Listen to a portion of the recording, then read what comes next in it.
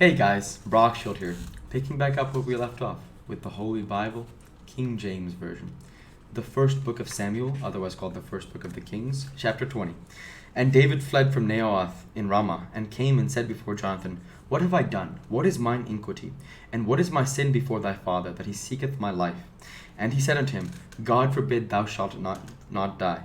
Behold, my father will do nothing either great or small, but that he will shew it me. And why should my father hide this thing from me? It is not so.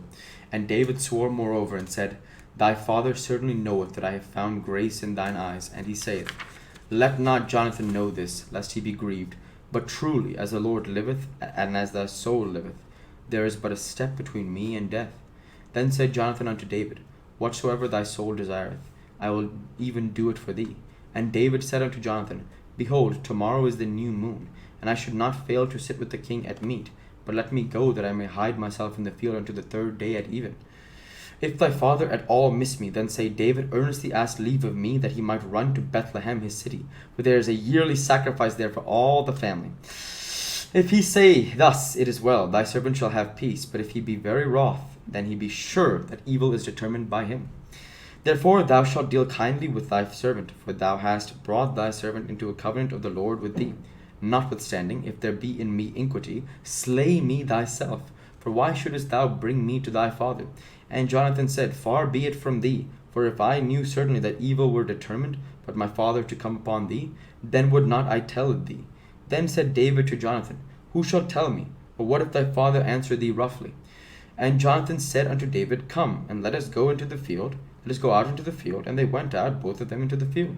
And Jonathan said unto David, O Lord, God of Israel, when have I sounded my father? About tomorrow at any time, or the third day? And, behold, if there be good toward David, and then I send not unto thee, and shew it thee. And the Lord do so, and much more to Jonathan. But if it please my father to do evil, to do thee evil, then I will shew it thee, and send thee away, that thou mayest go in peace. And the Lord be with thee, as he hath been with my father.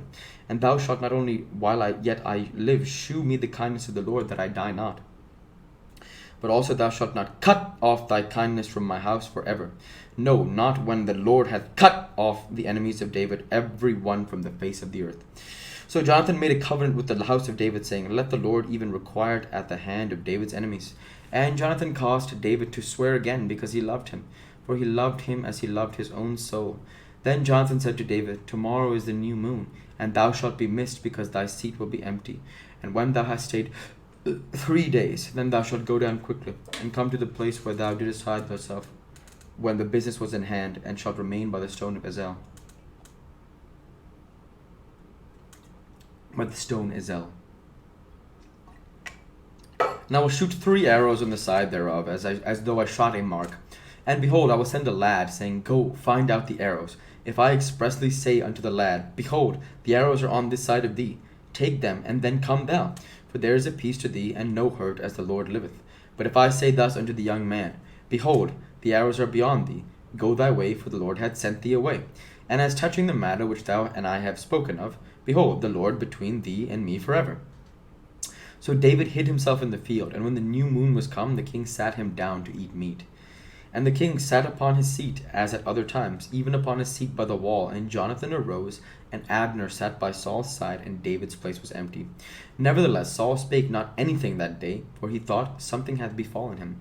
He is not clean, surely he is not clean. And it came to pass on the morrow, which was the 2nd day of the month, that David's place was empty. And Saul said unto Jonathan his son, Wherefore cometh not the son of Jesse to meat, neither yesterday nor today? And Jonathan answered Saul, David earnestly asked leave of me to go to Bethlehem. And he said, Let me go, I pray thee, for our family hath a sacrifice in the city, and my brother, he hath commanded me to be there. And now, if I have found favor in thine eyes, let me get away, I pray thee, and see my brethren. Therefore he cometh not unto the king's table. And then Saul's anger was kindled against Jonathan, and he said unto him, Thou son of the perverse rebellious woman, do not I know that thou hast chosen the son of Jesse to thine own confusion, and unto the confusion of thy mother's nakedness? That's disgusting.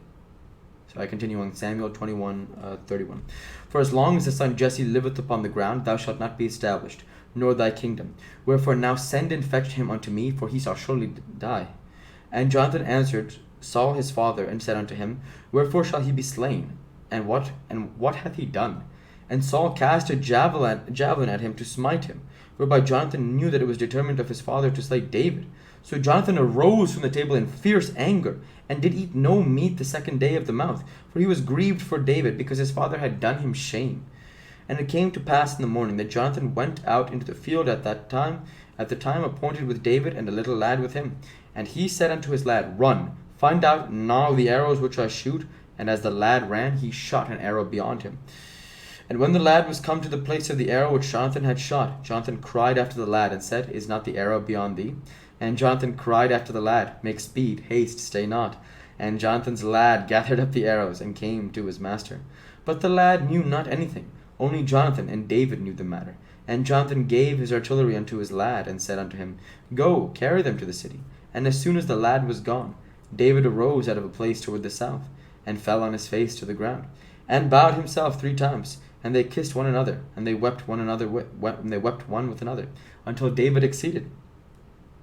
And Jonathan said to David, Go in peace, for as much as we have sworn both of us in the name of the Lord, saying, The Lord be between me and thee, and between my seed and thy seed forever. And he arose and departed, and Jonathan went into the city.